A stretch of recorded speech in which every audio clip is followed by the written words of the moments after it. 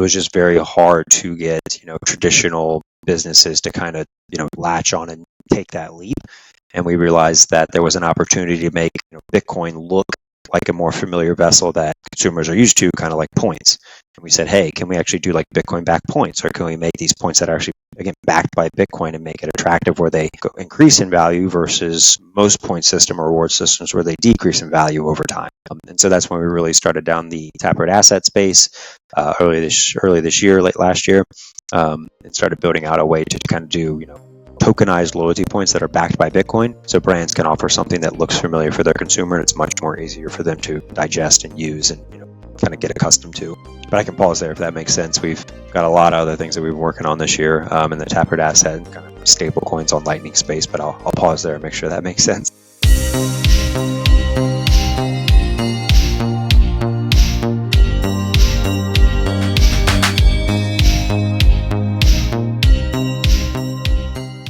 Hello guys, welcome once again to Bitcoiner podcast.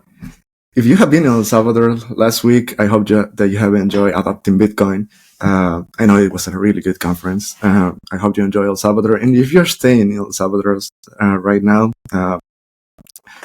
besides going to all the Bitcoin communities and all the Bitcoin circular economies, go visit El Salvador. It's quite amazing. You should go to Suchitoto, Santa Ana, Coatepeque Lake.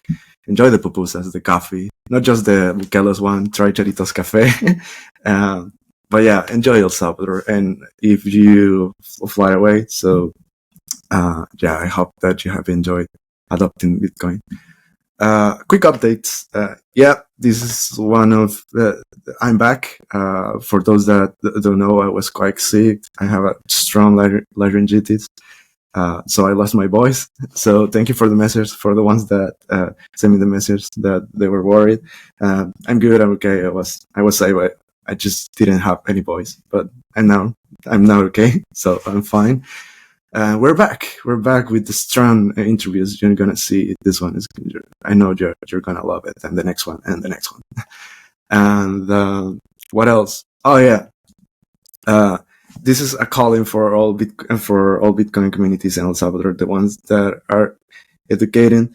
So I have this. I posted recently on Twitter something about there was a news from, I don't remember. It was probably El Salvador's news. I don't remember, but they post something like Bitcoin is raising their price to 88,000 something, but they say something about that is going high, the cryptocurrency, and I post something that Bitcoin, not crypto, and I got a lot of messages of people saying that, what are you talking about? Bitcoin is a crypto. And I was like, no. So yeah. So guys, Bitcoin is not a crypto. Actually, Bitcoin is a peer-to-peer electronic cash system. Actually, if you see in the white paper, it says like it's right there. It's right there, right, Stephen?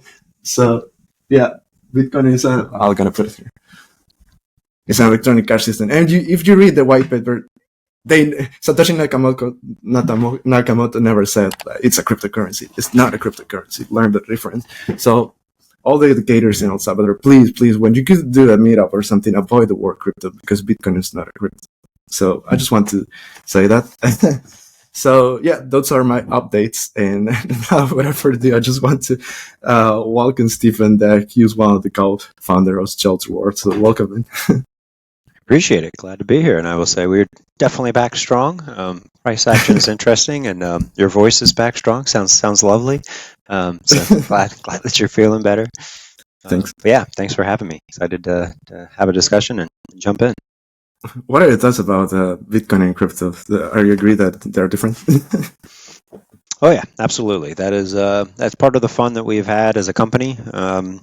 This journey over the last 2 or so years is just kind of explaining the difference, especially as we started as a rewards company, about last year, and we, started kind of close to center. We went after Bitcoin companies and crypto companies, but once we kind of went outside of that, realm and went into the more traditional, market, your common brands like I don't know, Nike or just a common day coffee shop and tried to sell them on the, hey, you can do Bitcoin back, on purchases for your customers.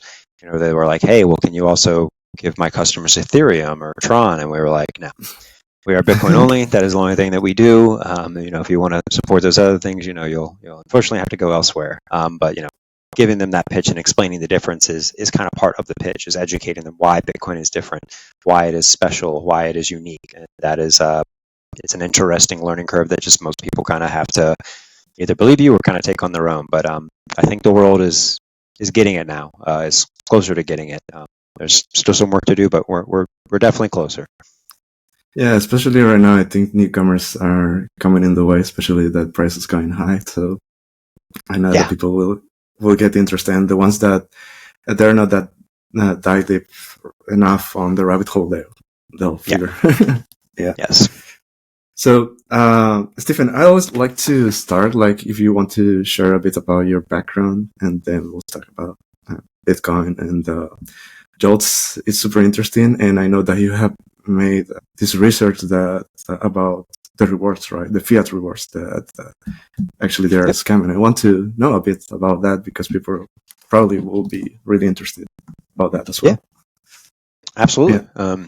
Yeah. We offer a lot of things. So I'll maybe I'll take a step back and maybe take you through the journey. Maybe go a little more in depth. But I'm Steven. Yeah. I'm co-founder of Joltz. I head up product and operations. My past life, I was a systems engineer. I worked at Dell, and I kind of got stuck, I'll say, on all the elite client accounts that we had, basically all the big financial institutions, Bank of America, JP Morgan, Citigroup. So I got to see inside the belly of the beast, deploying and implementing, large scale clusters, infrastructure for these data centers that they all have nationally. So it was very interesting. I love tech. That's kind of where I got my start, was down the networking virtualization path. So once I did find Bitcoin, it was just kind of naturally interesting to me because I liked networks. I liked all the, building blocks and how those things connected, talked, worked, synced. So it was very, very interesting. But yeah, my journey into Bitcoin really started probably back around 2016, 17. Just had I'd heard about it before, but I'd kind of only, just looked at it. But a friend was like, hey, I'm throwing, some money into this. And, I had this, me and my co-founder like to say, we had this diversified portfolio. We were just putting money into all these things. And after the, kind of first cycle second one up to 21, and then when it crashed, I was like, okay, this is interesting. Let me take a deeper dive. And then I kind of, we all had the aha moment. We're like, okay, it really is just Bitcoin. This is the one that's unique. Converted everything into Bitcoin, and, it's been Bitcoin ever since. But really started building into Bitcoin, which was further back was like a different concept of what we had, what turned into Joltz last year. But we started off with rewards. We saw that there was this kind of gap in the market. People are probably familiar with any type of card product where you can get crypto or Bitcoin back, full. They have the lollies of the world. We have a browser extension, sats back, things like that. But we wanted to kind of take our previous experience. My co-founder worked at MasterCard and APT, and worked in kind of consumer loyalty, rewards, things like that. And we wanted to say, hey, can we give brands an added capability in their existing loyalty and rewards system to actually embed Bitcoin as a part of their existing loyalty and reward system? So it could be simply for making a purchase, on your e-commerce site or your mobile app. It could be for doing a referral. It could be for signing up for a newsletter. It could be for engaging with content. It could be somewhere in your onboarding where people drop off. Anywhere you can basically sprinkle sats to incentivize somebody to do something. We wanted to provide a business with that capability versus this kind of other play that we saw where it was more consumer centric, and you had to kind of gather and attract, get all these users onto your app. We wanted to give just any brand the ability to do that. So we created a bunch of plugins for your common e-commerce platforms. We had a general API where you could just plug and play. Just we take care of it all. You just say basically what you want the action is to reward a user or a customer, and we send the sats for you. The brand doesn't have to do anything. They don't have to set up infrastructure. They don't have to manage liquidity. We send all the sats out over Lightning. And so we did that till we still do it, but that was our main focus till about late last year. We still have plenty of customers that love us and use that service. But then when we started branching outside of the Bitcoin and crypto kind of space, it was just very hard to get, traditional businesses to kind of, latch on and take that leap. And we realized that there was an opportunity to make, Bitcoin look like a more familiar vessel that consumers are used to, kind of like points. And we said, hey, can we actually do like Bitcoin backed points, or can we make these points that are actually, again, backed by Bitcoin and make it attractive where they, increase in value versus most point system or reward systems where they decrease in value over time.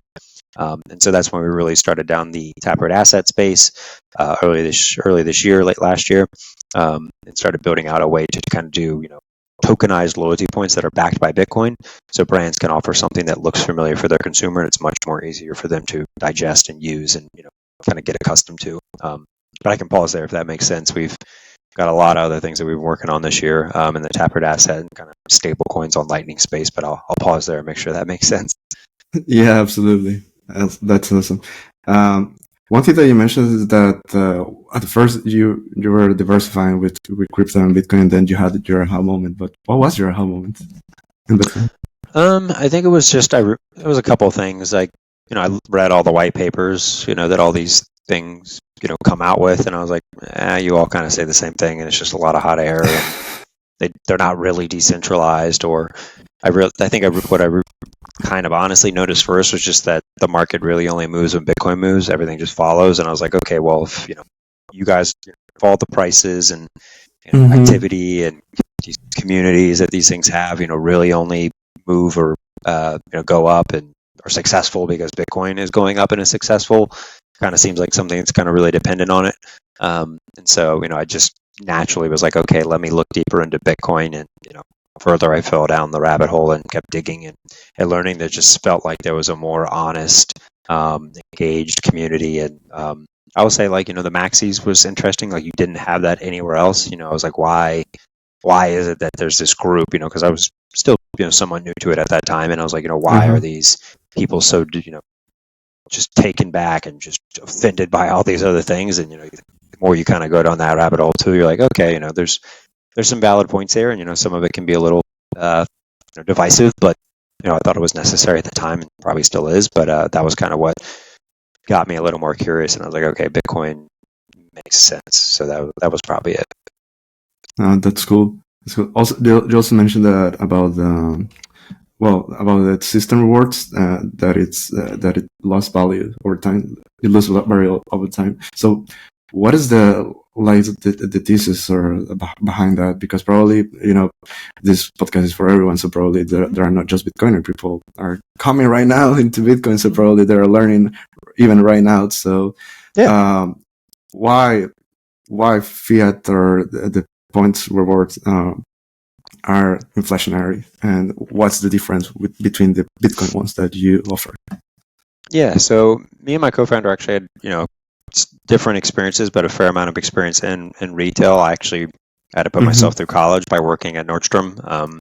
And, they're very well known for their loyalty, customer service, and their just kind of membership that they have. And even them, like, being like the top, it's like top one or two, maybe them and Starbucks, across the world, that are just known for that. There's just a lot of different pressures that businesses face. And, I saw it firsthand. Was like, okay, a Nordstrom Buck or something, they would just have to cut the rewards down because, there was, it could be unsuccessful stores. It could be just, other things going on in the business that are, going on in operations where prices increases or sales aren't going as well. Maybe there's turnover and you just kind of have to pull a different lever to make sure that, your business is, turning a profit. And if there's, any of those levers to probably pull to, kind of release this pressure or, make a change, like, these businesses are probably going to do that to their loyalty points or, rewards program first, versus maybe laying somebody off or closing a store or something like that. And there's some interesting research. He went on the Coin Stories podcast with Danny Burnell and did some really great research on that. But, there's just, these brands just kind of do it. I don't know if it's like necessarily, with malintent, or they're, it's not like, oh, let me go out and screw my customer over today. Like, that's not their intent. It's just over time, they're seeing the same pressures that we do every day. Prices are going up. They're businesses. These are people too. They see prices going up in their cost of goods. All those factors, and that just seems to be the case. That they'll say, hey, I think it was Starbucks was like, over 6 months, they just halved their what it cost to get a coffee with their stars or whatever it was. There was like Delta and American Airlines. They cut their price, value of their points in half over like a course of like 18 months. And it just seems to be that businesses need to make that choice. That's going to be one of the first things they choose. And so you're earning these points over time, and it's a massive market out there with this global loyalty points value sloshing around.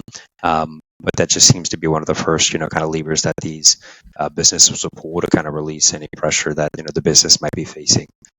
So with Bitcoin and, maybe crypto more broadly, we saw that, okay, Bitcoin is obviously it's extremely valuable asset. It's in demand. The adoption curve is continuing to go up. People want it and they want to hold it, but is there a way to get people to earn it for something that they're already doing? And when that, if you earn that reward, say a business gives $5 out in points, for example, in 6 months, it's only worth $2.50. Customer won't be very happy. You gave out $5 worth of rewards. The customer can only spend, $2.50 back. But if you do that in Bitcoin, I gave you $5 out in rewards over a long enough time horizon. That could be $10 worth of points. Now I can spend $10 back with you, and that's $10 worth of, revenue that you would see as a business. And that's pretty appealing to a lot of businesses. So that was kind of the aha moment for us, where we saw, okay, hey, can we make something that's easy and attractive for businesses to adopt and then offer to their end consumer or users to then, get rewarded in and spend back with the business versus these loyalty points that would be devalued or just never, there's breakage in loyalty. So like you want some degree of people coming back and spending them, and kind of don't, want some people coming back and using them. But that just seemed like a really attractive pitch. And we went down that path and, have luckily been able to support a lot of businesses with it. Okay, that's cool. You mentioned that there was an episode with Natalie, right? So probably, guys, I'm gonna add it to the podcast notes as well, so it could be a good complementary to this one. Mm-hmm. And you also mentioned that you work with Taproot. Taproot is actually quite new, so I don't know if you can explain about that before we dive deep into how it works actually. If you can explain it like non-technical first, and then if you want to explain technical for Bitcoiners, because again, there's a lot of people here. So for sure, just like a high level, like how it works and how you implement it. Yeah, so the Taproot Assets Protocol, I believe, was actually announced back in like 2022. It was developed by Lightning Labs, who obviously is created in the Lightning network and protocol. They have the biggest implementation of Lightning, which is LND, but I think they raised like $70+ million or something to mostly build out that protocol. And we didn't have the on-chain component of it till like October of last year, and then the Lightning element of the protocol came out at basically the Bitcoin conference in Nashville this year, back in July. But ultimately, what Taproot Assets Protocol does is it makes Lightning and on-chain a multi-asset network. It allows Bitcoin to kind of have all these things that Ethereum and Polygon and all these other blockchains and ecosystems claim that Bitcoin couldn't have. But in our opinion, and technically what it does it in a far more efficient way. It doesn't use up as much. It doesn't use up hardly any block space. It's all client-side validation. So this isn't something that's going to clog up the mempool and take up block space. Jack up fees. A lot of people would say, oh, should we even be doing this on Bitcoin? We think it is. It is very interesting. It is obvious that people are going to want to use Bitcoin for a store of value, but they're also going to want to do things, what we saw in the market, just from talking from hundreds and hundreds of businesses.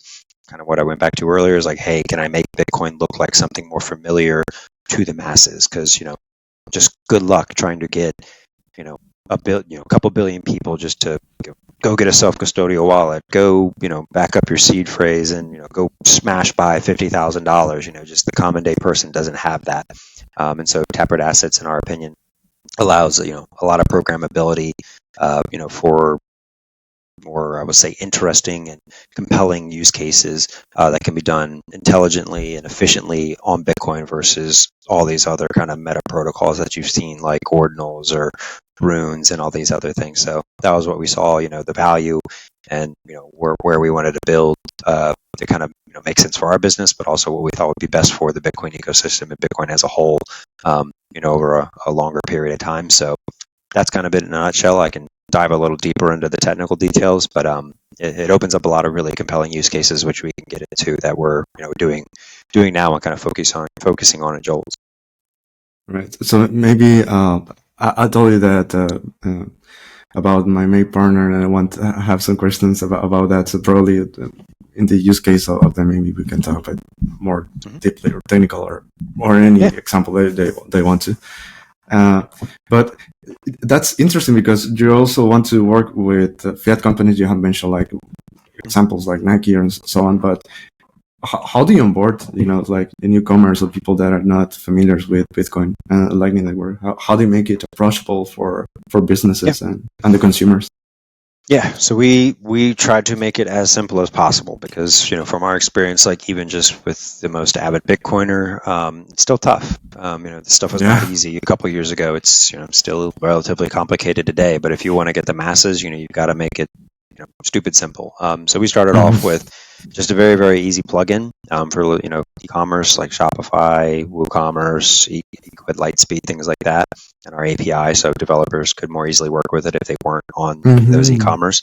If you wanted to do something more custom. And so basically the flow is pretty easy. Somebody, for example, would come on to, I can use one of our partners, for example, like Blockstream. Somebody comes on to Blockstream's e-commerce store, they make a purchase, add 5 items to the cart, doesn't matter. They can pay in fiat, they can pay in Bitcoin, we don't care. But basically once you pay, you'd say, hey, the offer is you spend $100, you get 5% back in Bitcoin. The customer would check out, and then, okay, great.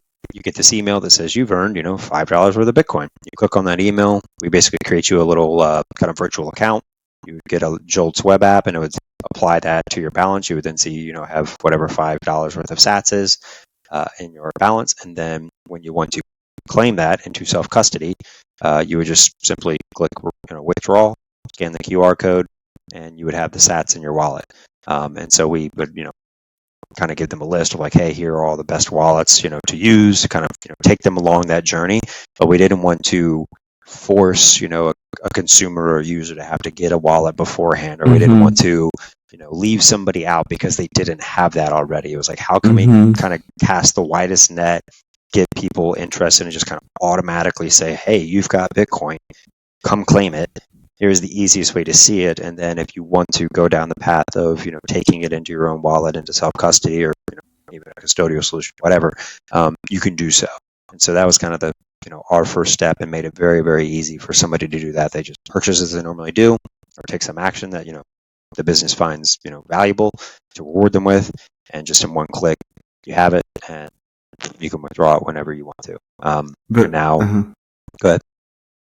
No, I was just thinking about when the people, for example, the ones that don't have a Lightning address, where it holds the sats, I mean, in the backend, where it holds while the people are waiting to withdraw in order to download the Yeah. So we also had to make it very, so we had also had to make it very easy for the businesses. Like even the Bitcoin companies don't even want to run their own infrastructure. I don't want to, most of them don't want to, that's not their core business. It's like, I don't want to have to spin up a node and, worry about on-chain balance, or, managing channel liquidity, things like that for Lightning. So we partner with Voltage. We also run some of our own infrastructure. And so we just have, several rewards nodes that have plenty of, sats in them. And that are basically always just ready to send, sats out, because we have a bunch of different businesses that have a lot of different, reward types and values. Again, it depends how much people are purchasing, how frequently they, make a referral or whatever. It could be a lot of different things. And so we just have sats that are ready to send out and kind of, meet that demand for all of their end users, consumers. So they just sit there on our nodes until somebody pulls them out. All right. Okay. That's cool. Yeah. Well, you already mentioned Blockstream, so probably we should talk about that. Yes. So how did the partnership between Joltz and Blockstream come about, and what are the key objectives that you aim to achieve together, guys?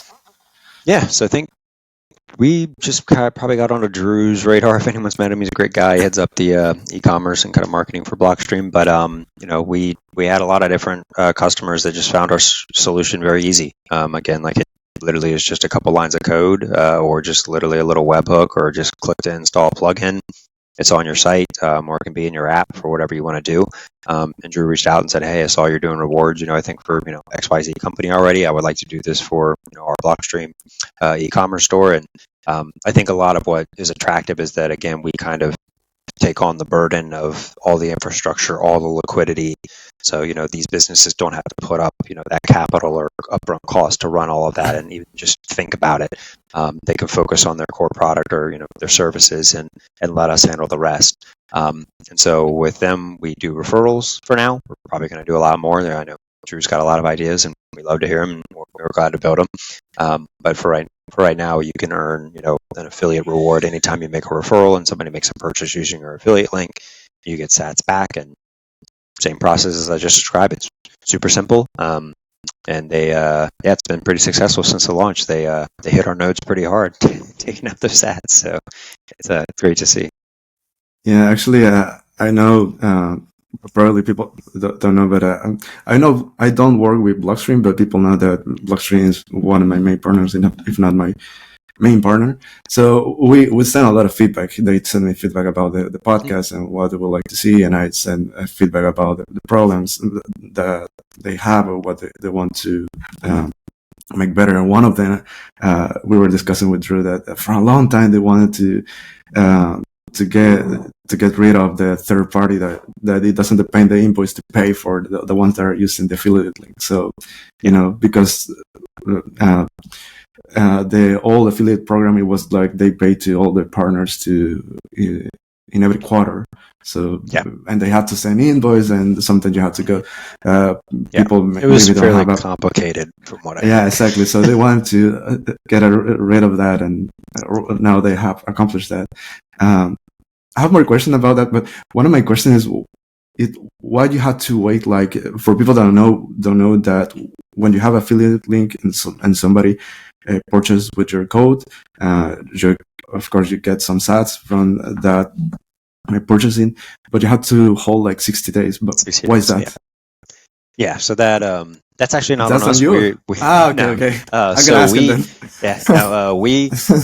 We actually thought a differentiator for us. That was kind of the other thing with, and again, like we love Fold, we love Lolly, we love a lot of the Bitcoin companies out there. A lot of them you had to like accrue, I think it's like $50 if I'm not mistaken, in like Fold until you can withdraw.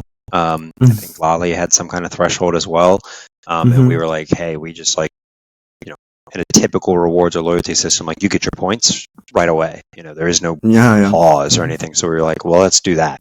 How can we differentiate ourselves? So some customers do not want that, and there's a variety of reasons. But I'll say from our service, once people earn it, it can go straight out. Like there is no waiting period or anything, for most of our partners. But some of it has to do with like accounting.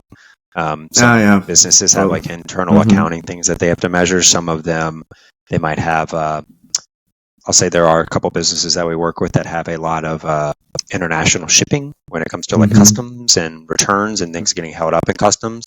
So, they want to be able to account for, hey, did a product get sent, stuck at customs, or did the product get returned?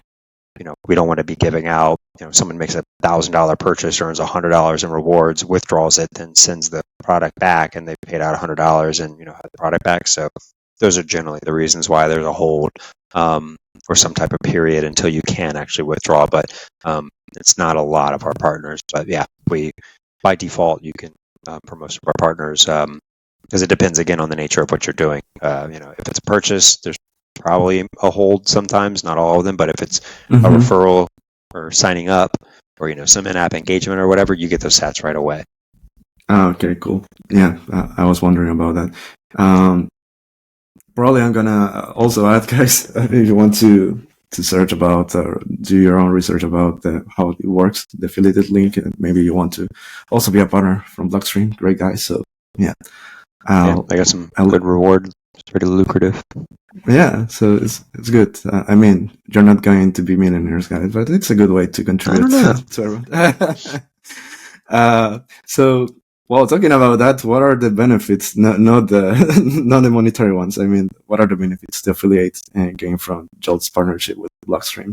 And does it differentiate from any other programs in the industry? Yes, I mean, it's really easy to customize what we do. We have built out a lot of capabilities in the way in which we can reward things. I mean, we go down to we can reward based off of product SKU, product category, time of day, tiers, the amount you've spent, number of items, whatever it is. Like we pretty much have it covered. That you can, do variable rewards. You can do a fixed amount in your local currency that is, a set amount of sats, or you can do a fixed amount of sats. So there's not many use cases I don't think that we have, not uncovered or built out with our rewards. And, we have other partners like Bitcoin Well up in Canada. They use us for their kind of, they have this, they play on their Bitcoin Well and have this wishing well where if you sign up and do a certain amount of purchases, you get these wishes into the wishing well, and you flip the coin into the virtual wishing well we made, and it spits out some type of sat prize. We have worked with Bitcoin trading cards for a while, and anytime you made a purchase, even in person at conferences, we had a rewards wheel spinner. So if you're familiar with the full wheel spinner, we would do that for in person for our partners at conferences. It kind of made the booths a little more fun and engaging. If you made a purchase there, you could earn as well. There's a lot of ways for like referrals. There's in-app engagement. We work with a kind of fun education engagement kind of gaming app that does sats for a lot of different engagement. It's signing up, completing courses, or doing very well on like a post test, or doing some type of engagement adventure. It's pretty cool. They got a lot of different stuff there, but basically all that to say is there's a lot of different way that we can send out sats, and it's very interesting to see all of our partners. Another one's like SAS Mining. They have kind of like a hosted mining solution where you purchase whatever amount of miners, and they host them for you, and they do a referral program as well.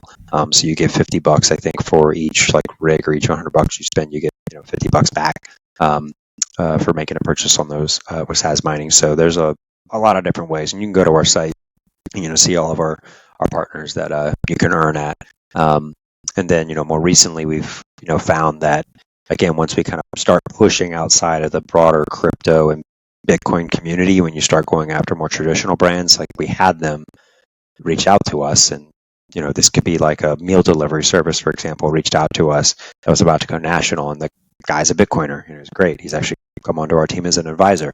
And he was like, hey, I don't want to give out points. I want to give out Bitcoin backed points. I want to give people something that's going to increase in value over time, but due to the demographic of my customer base, like I need to make this look, just what I said before, I need to make this look more common and just something that's more easy for someone to kind of, latch onto.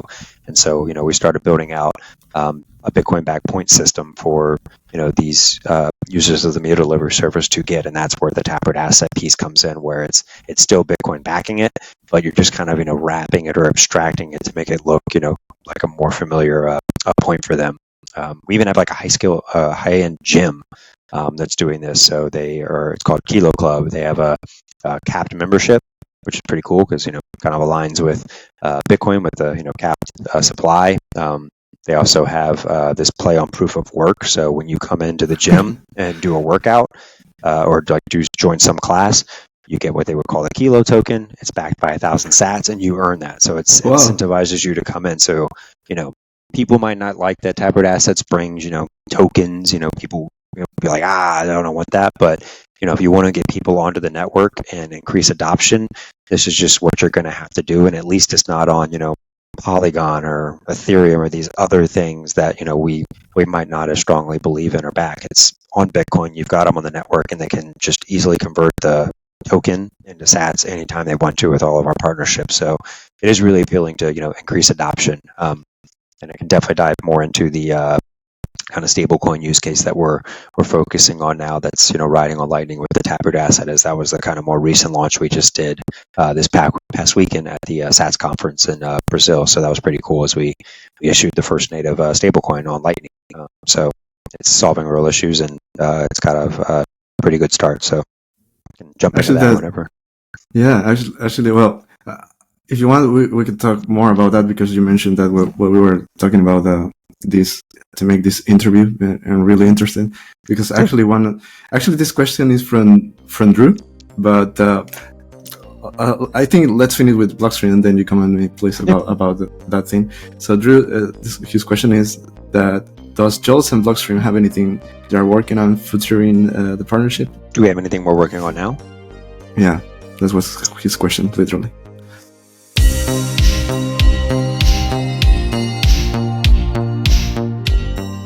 Cuando dejas tus activos digitales en un exchange o en custodia de alguien más, te expones a riesgos de terceros no deseados.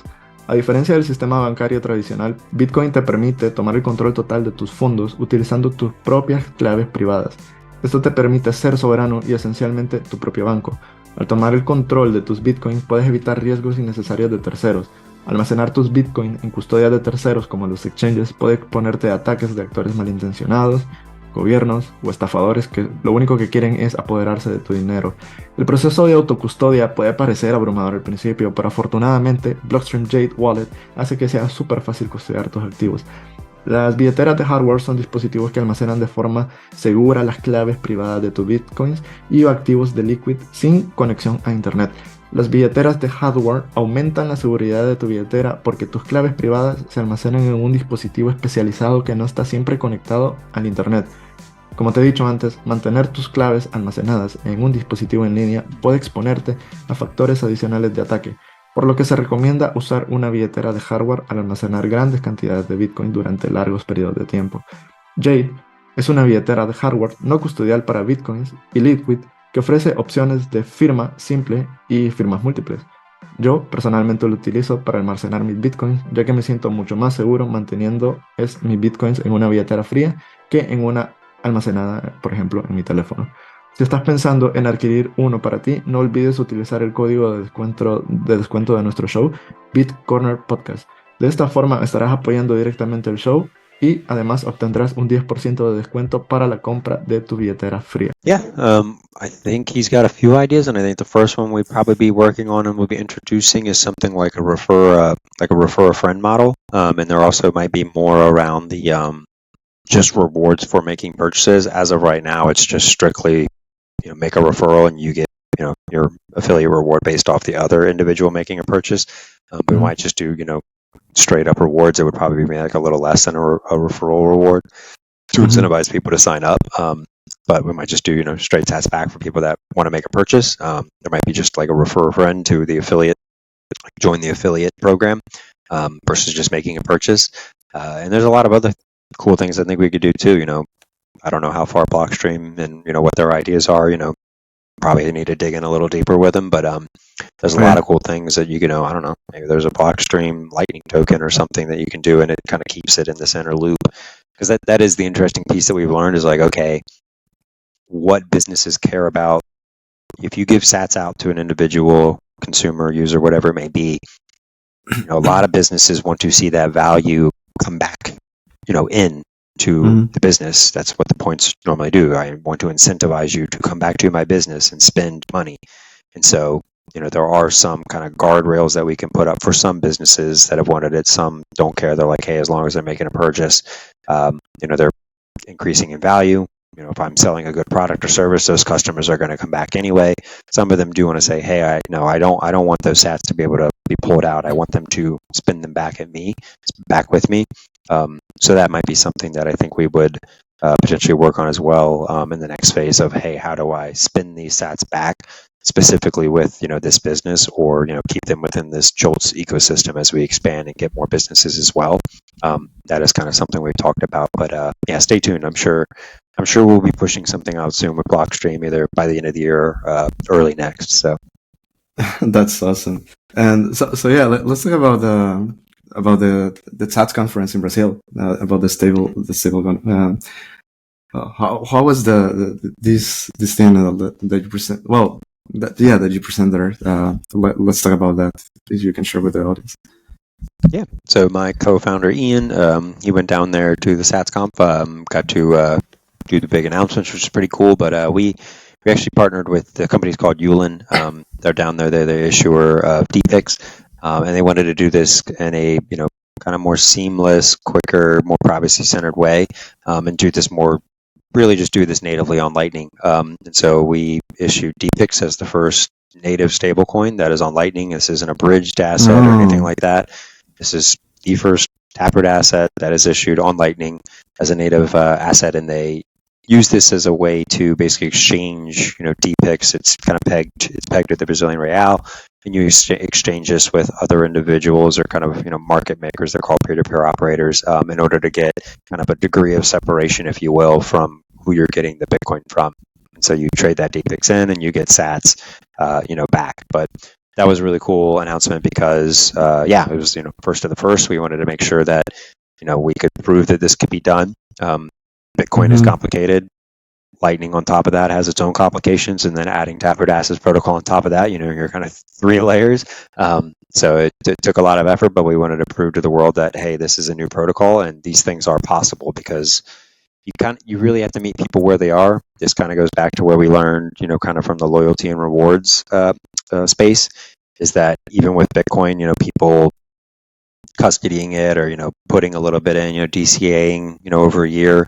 It's just really tough for people to break kind of their, most sticky habit, which is what we would say is their unit of account. We're not at hyper Bitcoinization yet.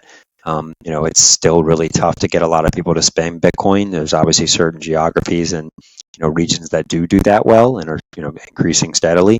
But most people are still going to spend or demand the dollar. And it's kind of right there in the data. It's proven that stable coins are going to be a thing. And they are just increasing in demand. It's already surpassed Visa and MasterCard globally in, total transaction volume. So this was a trend that we kind of couldn't ignore. And it was just a way to say, or a way for us to prove that this can be done on Lightning. It can be done on Bitcoin. We can meet you where you're at. This is actual sats moving. Yes, it is a stable coin, but we are moving sats across the network. This isn't, hot air or some other, token on any other L2, whatever the other different ways people have thought about this. And so we thought that was a good way to get, people that are proving that they have something, that we have something that they want, and a way to increase adoption and get them on the Lightning or on a Bitcoin and Lightning Network standard, and do this in a really efficient way. And I think the big kind of thing we're waiting for, the big catalyst I think that'll be next is like, hey, can we get something like Tether to formally issue on Lightning as a Taproot asset, or Circle USDC to issue, because they're just in demand and that's what people are using.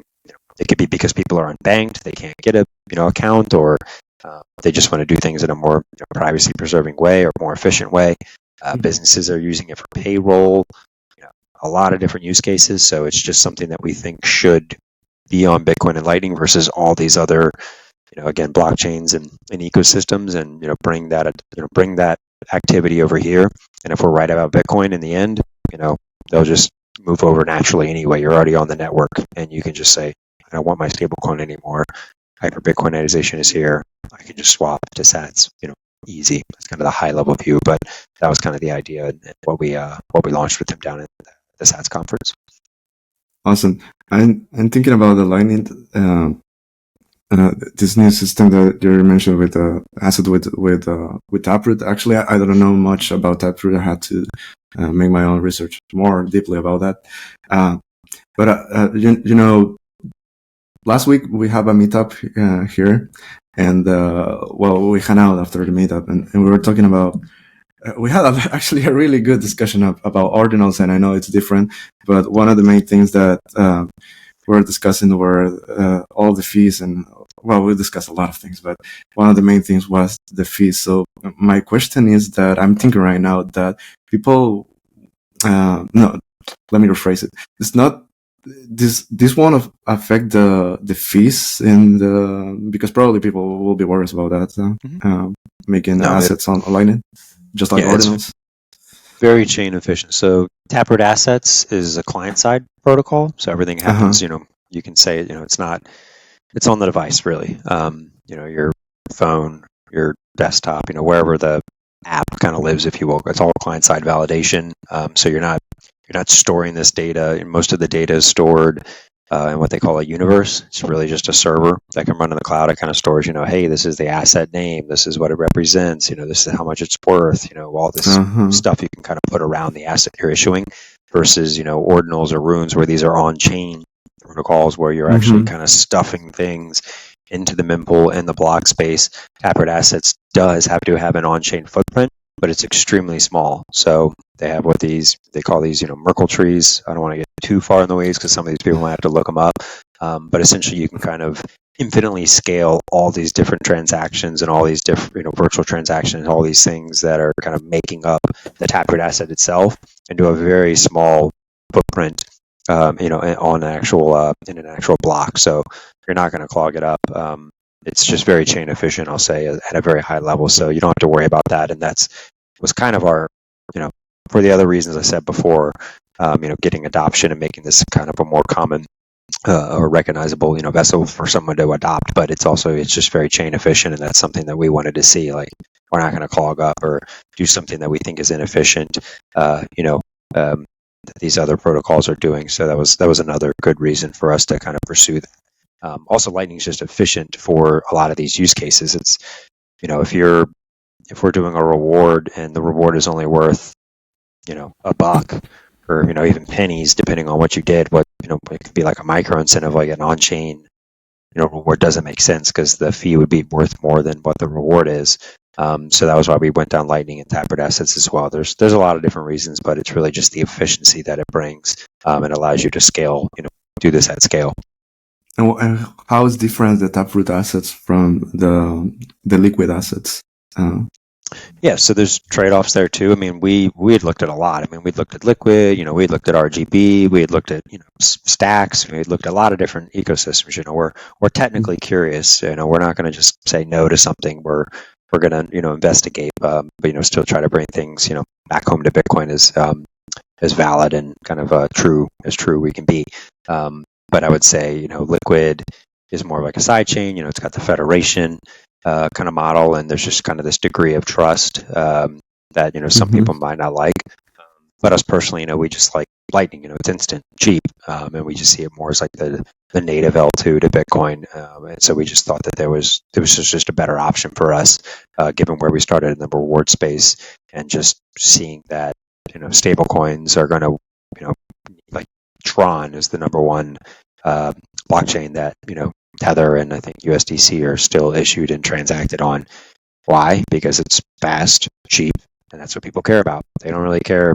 Unfortunately, the masses don't care if it's not technically a decentralized, blockchain or whatever. They're just like, I want quick, fast, cheap payments, and I want it now. And so that's what we think Lightning can provide and will provide. And so that's kind of why we went down that route, because it checks all those boxes versus the other solutions that are out there. And we admire them all. We think that there's a place for them all, but that's just the route for us. All right. Yeah. No, you're right. I have friends from Argentina, and actually what you mentioned, that I think that Bitcoin is one of the least things that they use. They use like a lot of stable coins there, especially because of the hyperinflation that they have. So yeah, what you mentioned, they told me that they don't care. I mean, Argentinians that are not Bitcoiners in general, they just care that to not lose money, because it's like every minute, every second that they're losing money. So they just want to swap it to another stablecoin. And that's the only way they could do it as of like to date, until literally in July, or even still now. Like you can't actually get native Tether or something, or USDC or any other US backed stablecoin. You can't do that on Bitcoin yet. So that's what we're trying to push forward. Like the only option is to get it on Ethereum or PayPal's USD or whatever. So like that is their only option to escape hyperinflation. So people are going to do what they need to do, for their family or for their well-being. And so you can't blame them if they're in a different geography or region and they're facing different things than we are here, in the US or Canada or Europe or wherever. So you kind of have to take a step back, and you can't just be like, it's Bitcoin only. Like, no, people aren't going to be able to. It's great when Bitcoin's going up now, 10, 20, 30%, but when it goes down 10, 20%, it's very volatile. Like, that's not going to cut it. So that's where we see the opportunity and understanding the problems that people have. All right. We're going to start wrapping up.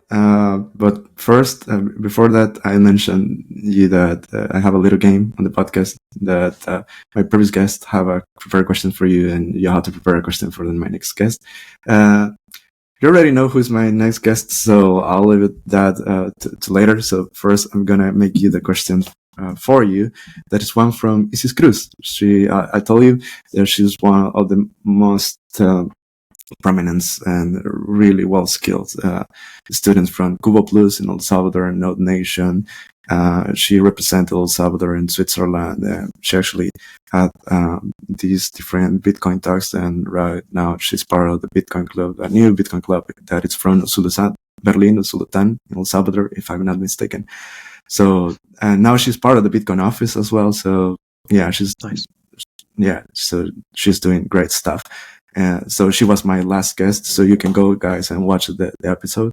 So her question is, ¿Qué tal una pregunta más o menos como cuál va a ser la perspectiva futura de Bitcoin y esa relación que puede llegar a tener con el sistema financiero actual? O sea, Bitcoin y el sistema financiero actual. Como decir, Bitcoin va a llegar a $1 millón porque alcanzó un gran valor o porque la inflación se hizo extremadamente grande. Una pregunta más que todo así. ¿Cómo ve el futuro de Bitcoin respecto a lo demás? Interesting. Yeah, I mean, I think it's an interesting question. I think, Bitcoin's future is, I think, unique compared to everything else. I don't think there's ever been an asset like this. We obviously all believe that. I think Bitcoin will go up because of both reasons. Like, people like to price it in the dollar or some fiat currency. Like, that's just always going to be the case. I think it will go up because of inflation, but I just think that there's just also a ton of demand for a very limited supply, finite supply asset. So, you've got, I think, this stage now where it's okay. You've got the first phase of big money coming in. You had the ETFs, and you've got, some of these, funds that are in like America and other parts of the world that are, starting to put some allocation, 4 or 5% into Bitcoin. But, once you have like pension funds or, when banks can start custodying it or just, sovereign nations start, again, some of them are already doing that. Obviously, El Salvador is a great example, but, let's say the U.S. does what they say and they were actually going to make a strategic reserve. That's just going to be a domino effect, and other countries are just going to have to follow suit. So there's just going to be this increase in adoption with, I think, fiat money at a scale that we just haven't even seen. I don't even think the beginning of. Like, this is just kind of the warm up, and still, the halving cycle, I think, still kind of moves and is most of it, every 4 years. Like, it's just like clockwork. So I think that'll play out as well. And when people just can kind of see, like, I think after this cycle, I think it'll be kind of like just truth and like proven. It's like, yes, it goes down. It's still volatile, but hey, every 4 years it does this. It goes back to its previous high and then it shoots up. So it's like, it's done it this many times. It's almost predictable. Like, why not just join in? It's not going to go down. So like, what are you waiting for? So that's kind of like the light bulb. Yeah, I think it's like the light bulb that's going to go, off in a lot of people's heads, even not just nation states and these funds, but more retail as well. So I think you'll see some of that. But as far as Bitcoin's future, I think we'll get to hyper Bitcoinization. I do think it'll, probably surpass or be on par with gold. It'll just be the reserve asset, especially if political tensions rise or things of that nature, where people just want something where you can't just confiscate my money or my strategic reserves in some other country's bank. So I think there's just a lot of factors at play that are going to drive adoption. And at the end of the day, we don't care about fiat. One sat equals one sat. Yeah. That's the world I want to live in. So, whatever we can do to increase that and get us closer to that is kind of where we want to play. So one sat is always one sat. So that's what we'll go for. Yeah, absolutely. Actually, I agree with you. I think my theory of how I see it is that next year is going to be really interesting because Donald Trump is going to be in the House, but also Suriname, also in the Global South. Talking about the Global South, Suriname, Maya Farbo, she's a presidential candidate and she's a really strong Bitcoiner. So I think we have the first mover advantage, of course, in El Salvador, but there's also what you mentioned, that Donald Trump, he says that's going to do the Bitcoin strategic reserve. So if he does it, it's going to be, most countries, I think, will follow up because in the end, most of the eyes are in the US. So what they do is the rest of the world is affected somehow, right? So yeah. I think it's going to be really interesting 2025. Yes, it'll be interesting. It's always interesting. There's never a dull moment, so no. That's why it's fun to build in. So, Stephen, let's finish the podcast. Thank you for being on the show, and if you want to add something or something that I didn't ask and you want to add it, I think this is the time. Yeah, I would say check us out. You can go to joltzrewards.com. we're not solely rewards anymore. We'll probably need to change our domain soon. But you can check us out where we have a lot of really cool products and services that you can use for businesses. That's what we're here to do, is try to start making sats move around in the the world economy. That's why we have the rewards product, and we have the wallet and SDK that will support Lightning, native Lightning on-chain Bitcoin and stablecoins across. So check us out.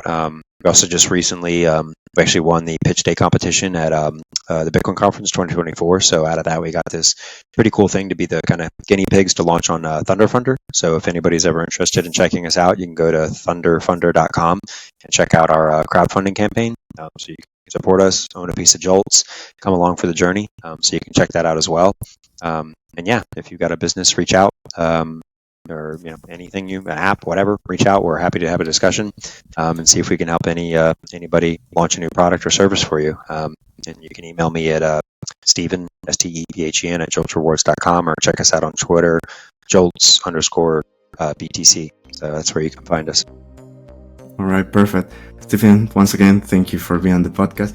Guys, don't miss the next episode because it's going to be quite related to this one. You're gonna see eventually why. So yeah, see you next week. Ciao. Drew's crazy.